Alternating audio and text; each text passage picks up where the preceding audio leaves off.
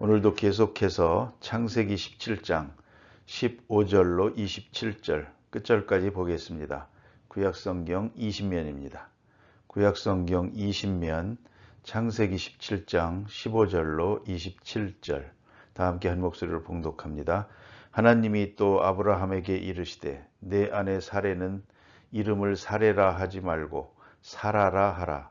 내가 그에게 복을 주어 그가 내게 아들을 낳아주게 하며 내가 그에게 복을 주어 그를 여러 민족의 어머니가 되게 하리니 민족의 여러 왕이 그에게서 나리라.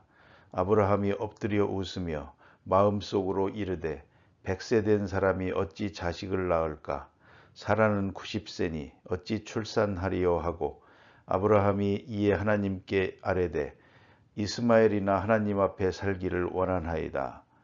아브라함이 이르시되 아니라 내 아내 사라가 내게 아들을 낳으리니 너는 그 이름을 이삭이라 하라. 내가 그와 내 언약을 세우리니 그의 후손에게 영원한 언약이 되리라. 이스마엘에 대하여는 내가 네 말을 들었나니 내가 그에게 복을 주어 그를 매우 크게 생육하고 번성하게 할지라. 그가 12두령을 낳으리니 내가 그를 큰 나라가 되게 하려니와 내 언약은 내가 내년 이 시기에 사라가 내게 낳을 이삭과 세우리라. 하나님이 아브라함과 말씀을 마치시고 그를 떠나 올라가셨더라. 이에 아브라함이 하나님이 자기에게 말씀하신 대로 이 날에 그 아들 이스마엘과 집에서 태어난 모든 자와 돈으로 산 모든 자, 곧 아브라함의 집 사람 중 모든 남자를 데려다가 그 포피를 베었으니 아브라함이 그의 포피를 벤 때는 99세였고 그의 아들 이스마엘이 그의 포피를 벤 때는 13세였더라. 그날에 아브라함과 그 아들 이스마엘이 할례를 받았고 그 집의 모든 남자 곧 집에서 태어난 자와 돈으로 이방 사람에게서 사온 자가 다 그와 함께 할례를 받았더라. 아멘. 오늘 아침 주신 말씀은 아마도 하나님께서 아브라함에게 주신 모든 말씀 중에 가장 복음적인 의미를 담은 말씀이라고 생각합니다. 본문 가운데 하나님은 다시 아브라함에게 말씀하십니다.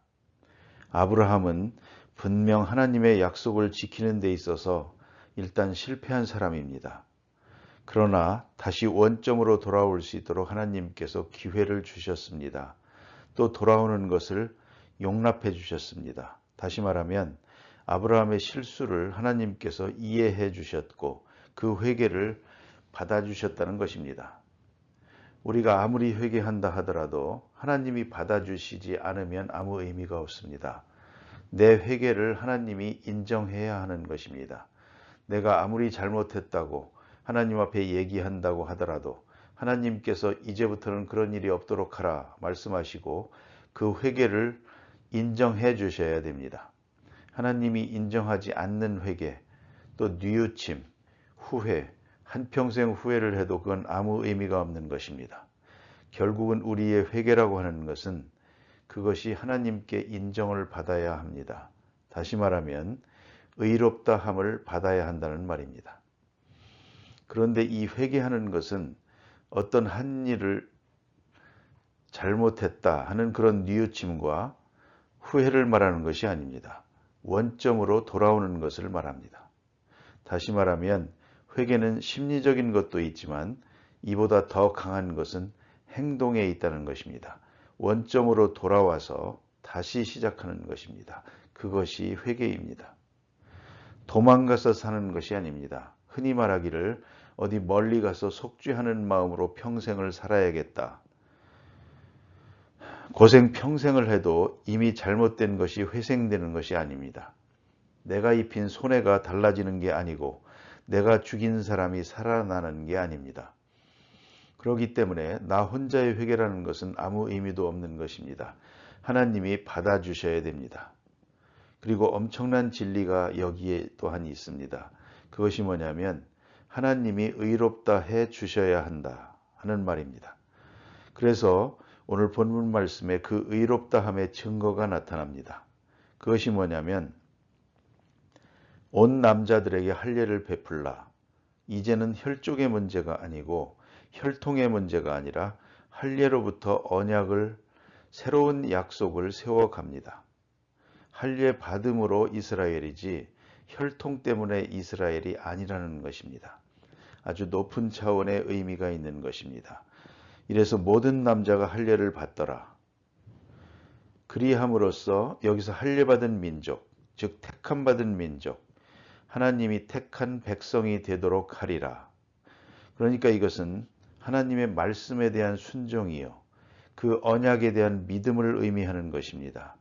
이 믿고 순종하는 행위, 할례받는 행위가 있어짐으로부터 몸의 표를 삼고 이제는 이스라엘로 살아가게 되고 그 언약을 지켜가게 되는 것입니다. 설사 내가 어떤 때에 언약에 합당한 행동을 못했다 하더라도 그는 언약의 표를 가지고 있는 것만은 사실입니다. 이로 인해서 다시 원점으로 돌아올 뿐만 아니라 특별히 중요한 것은 이방 사회에서 다른 사람과 구별되는 것입니다. 하나님의 백성의 구별의식을 말하는 것입니다. 너는 하나님의 백성이다. 몇 번 곤두박질을 해도 이것은 지울 수가 없는 것입니다. 지울 수가 없는 언약의 표를 주었습니다. 지우지 못하도록, 항상 기억하고 그 안에 살도록. 이것이 바로 하나님이 주신 은혜요 의롭다 하심입니다.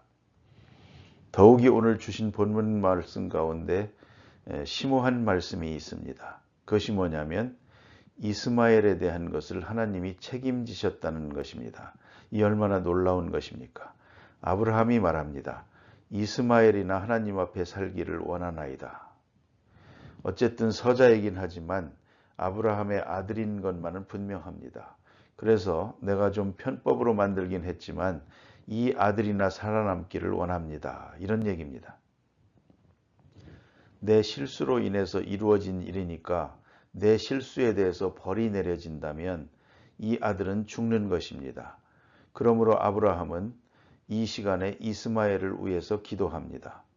하나님, 이스마엘은 내 실수로 태어났습니다. 이스마엘에게는 죄가 없습니다. 이스마엘이 하나님 앞에서 살아남기를 원합니다. 얼마나 간절한 기도입니까? 이에 대하여 하나님은 오늘 본문에 이렇게 말합니다. 내가 내 기도를 들었다는 것입니다. 내가 내 말을 들었나니. 회개했습니다. 이스마엘이 잘못 태어난 것을 깊이 회개했습니다. 그러나 이스마엘이 없어지는 건 아닙니다. 이스마엘은 태어났습니다. 아브라함이 뼈가 아프게 회개합니다. 왜요? 명년에 아들 낳을 거라고 하지 않습니까? 내 안에 사라가 낳을 거라고 하니 얼마나 후회되겠습니까? 이럴 줄 알았으면 그런 장난하지 않는 건데. 아브라함이 얼마나 가슴을 치고 사라가 얼마나 후회했겠습니까? 후회하고 통회의 자복을 했습니다. 그러나 잘못한 결과로 이스마엘은 엄연히 살아 있습니다. 그 죄의 결과로 이 아들이 자기 앞에서 죽는 걸 봐야 하겠습니까? 그래서 하는 말입니다. 하나님, 내가 잘못했습니다. 회개합니다. 그러나 이스마엘이 하나님 앞에서 살아남기를 원합니다. 하나님 말씀하십니다. 그래, 내 말을 내가 들었다. 말씀하시고 이스마엘은 살 것이고 거기서 12방백이 나올 것이고 큰 민족을 이루게 되리라. 실수는 아브라함이 했는데 아브라함이 진정으로 회개할 때 그 상처를 이렇게 싸매 주십니다. 그리고 하나님께서 책임을 져 주십니다. 그래서 이것이 복음이라는 말입니다. 이걸 잊지 말아야 합니다. 죄는 내가 지었고 회개했고 하나님은 용서했다는데 나는 그 책임을 지고 내가 지고 있다. 그렇다면 그것은 복음이 아닙니다. 또 혹은 이 세상에서 죄에 대한 값을 내가 치르고 하나님 앞에 가서는 영생을 얻는다 합시다. 그래도 이 땅에서 내가 죄값을 치러야 한다는 것은 복음이 아닙니다. 여러분, 이것을 잊지 말아야 합니다. 다윗이 하나님 앞에 큰 범죄를 했습니다. 그 죄는 사실 용서할 수 없는 죄입니다. 엄청난 죄를 지었습니다. 밧세바를 취한 것만이 아닙니다. 우리아의 아내를 취하고 왜 우리아를 죽였느냐 그럽니다. 우리아를 죽인 것은 크게 잘못한 것입니다. 그것도 간사한 방법으로 죽였습니다. 이런 죄가 하나님 앞에 드러나게 되는데 다윗이 하나님 앞에 회개합니다. 이제 그가 불륜관계에서 나온 자식을 죽였습니다. 그는 바로 죽었습니다. 그러나 다윗이 진정으로 회개할 때에 그를 깨끗이 사하십니다. 그래서 다윗이 뒤에 내 죄를 눈과 같이 희게 하셨다. 동이 서에서 먼 것 같이. 얼마나 굉장한 말씀입니까? 동이 서에서 먼 것 같이 옮기셨나이다. 이렇게 고백합니다. 그 용서의 결과로 깨끗이 용서하십니다. 과거를 기억지 아니하리라 하고 말씀하시고 과거가 전혀 없는 것처럼 그를 용서하실 뿐만 아니라 의롭다 하시고 그 다음 결과가 나타납니다. 그 밧세바의 몸에서 솔로몬이 태어납니다. 그 솔로몬이 다윗을 이어 왕이 됩니다. 조강지처 마길의 아들이 아니고 잘못된 관계에서 얻었던 아내 밧세바의 몸에서 솔로몬을 낳게 합니다. 이 얼마나 엄청난 복음입니까? 마태복음 1장을 읽게 되면 우리가 그것을 읽게 됩니다. 아브라함이 이삭을 낳고 이삭이 야곱을 낳고 이렇게 이어지다가 다윗이 우리아의 아내에게서 솔로몬을 낳고 족보에 딱 써 있습니다. 이게 복음이 아닐 수가 없습니다. 여기 오늘 본문에 나타난 대로 보면 다윗은 분명히 잘못했습니다. 그러나 하나님께서 그를 의롭다 하실 때에 그의 통에 자복하는 것을 보고 의롭다 하실 때 밧세바의 몸에서 솔로몬이 태어납니다. 그리고 왕위를 이어갑니다. 이것이 바로 복음입니다. 사람들은 가만히 보면 어떤 때에 잘못했다. 서로서로 용서합니다. 용서했다가도 다시 만나면 저놈 또 이렇게 됩니다. 또 언젠가 한번 문제가 되면 몇십 년 전 얘기까지 다 들춰가지고 아무 때 그랬고 그런 거로 오늘 또 이렇게 나옵니다. 이게 바로 인간입니다. 인간들이 용서한다는 것은 아주 임시적이고 형식적입니다. 하나님의 용서하심은 근본적입니다. 또 하나 있습니다. 정말로 용서한다면 그 잘못된 것에 대한 책임을 내가 져야 하는 것입니다. 책임을 져야 하는 것입니다. 가끔 그런 경우를 많이 봅니다. 남편이 잘못됐습니다. 그래서 자식을 하나 만들었습니다. 밖에서. 남편이 회개 안 하면 차라리 헤어지든지 회개한 남편을 용서한다면 어떻게 해야 하겠습니까? 그 서자를 내가 접수해야 하는 것입니다. 그를 받아들여서 내 자식을 만들어야 그게 진정한 용서지. 그건 안 돼. 그리고는 한평생 남편을 곁눈으로 봅니다. 이렇게 한평생을 산다면 그건 무서운 정죄입니다. 용서가 아닙니다. 실수는 아브라함이 했습니다. 그러나 책임은 하나님이 졌습니다. 네 말을 내가 들었다. 이스마엘 내가 책임진다고 말씀하십니다. 이것이 복음입니다. 아주 엄청난 복음입니다. 잊지 말아야 합니다. 이렇게 생각하면 아브라함이 하나님 앞에서 약속을 어기고 이스마엘을 낳은 것은 사실은 큰 죄입니다. 그렇다면 이것을 만든 자가 누구입니까? 이 일을 처음에 생각해낸 자가 사라입니다. 그렇다면 하나님께서 사라의 죄를 책망하신다면 너는 안 되겠다. 딴 여자 데려와 결혼해가지고 아들을 낳겠다. 그럴 수 있지 않습니까? 꼭 하와가 한 짓과 비슷하구나. 안 되겠다 너는. 그러면 사라는 끝나는 것입니다. 그런데 하나님의 약속은 이렇게 일방적이고 절대적입니다. 사람은 휘청휘청해서 잘못하고 회개하고 잘못하고 이러지만 하나님은 당신의 약속을 꾸준하게 지키십니다. 내 약속은 늘 그대로이다. 내 아내 사라가 내년에 아들을 낳으리라. 이건 아무리 생각해봐도 큰 복음이 아닐 수가 없습니다.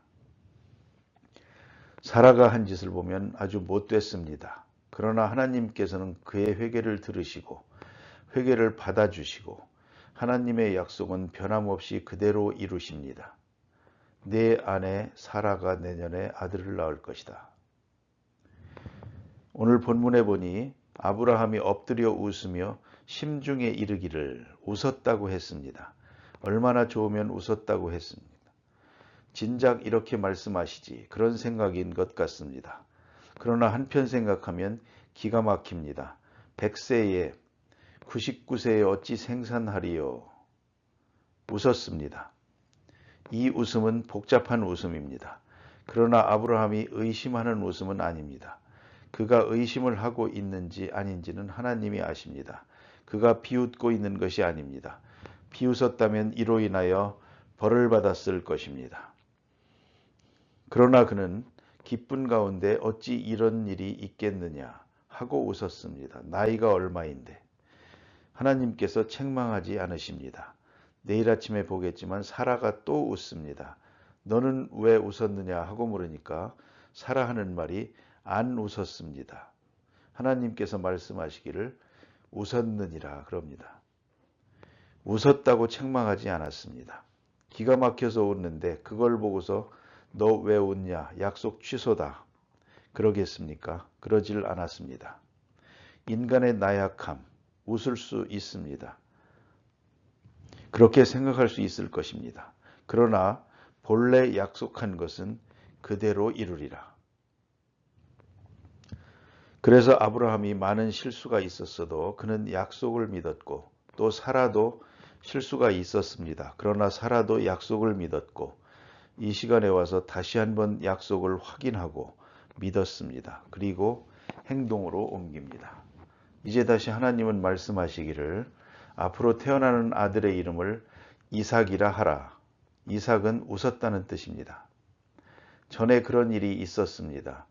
어느 유명한 화가가 85세인가 뒤늦게 결혼을 해서 아들을 낳았습니다. 그 노인이 아들을 안고 사진을 찍으면서 뭐라고 하는 거 아니? 다 같이 웃읍시다 그럽니다. 그게 타임즈에 난 것을 본 일이 있습니다. 하나님의 그 은혜, 그 약속이 웃음을 주었습니다. 아브라함의 가정에 웃음을 주었습니다. 그의 이름을 이삭이라 하라, 웃음이라 하라 그랬습니다. 그리고 내 언약은 이삭과 세우리라 그랬습니다. 아직 태어나지도 않았는데 이것이 복음입니다. 이것이 절대적 은혜입니다. 아직 태어나지도 않은 아들을 앞에 놓고 말씀하십니다. 내 언약을 이삭과 세우리라. 확실한 언약입니다. 절대적인 약속입니다. 이러한 복음 속에, 이러한 언약 속에, 이러한 약속 앞에 아브라함은 이제부터 성실했습니다. 다시 성실함이 그의 가정생활로 이어지고 그 뒤에 모든 순종의 생활로 이어지고 믿음 생활로 이어집니다. 그래서 오늘 본문에 보니까 하나님 말씀대로 온 식구가 할례를 받습니다. 아브라함이 할례 받을 때 99세라 그랬고 이스마엘이 받을 때 13세라 그랬습니다. 모든 말은 또 무엇을 의미하는가 하면 분명히 하나님 말씀하시기를 난지 8일 만에 할례를 받으라 그랬습니다. 사람들은 난지 8일이 아닙니다. 그러나 소급해서 했습니다. 그리고 난지 8일 만에 받은 1호가 이삭입니다. 그 외의 모든 사람은 중도에 받았습니다. 여기서 생각해 봐야 합니다. 난지 8일 만에 받는 사람이 있고 그게 정상적인 길입니다. 그러나 도중에 80세에 받는 사람도 있고 90세에 받는 사람도 있습니다. 어렸을 때부터 예수 믿는 사람도 있고 중간에 예수 믿는 사람도 있고 죽기 직전에 예수 믿는 사람도 있습니다. 그렇게 구원받는 사람도 있습니다. 이것이 또한 복음의 보편성입니다. 그리고 특별히 여기서 중요한 것은 모든 사람이 함께 순종했다는 것입니다. 그리고 믿음으로 이 언약을 받고 순종하는 순간에 그의 과거를 전혀 묻지 않고 모두가 하나님의 자녀로 나타나게 됩니다. 언약의 백성으로 나타나게 됩니다. 이것이 복음입니다. 기도하십시다.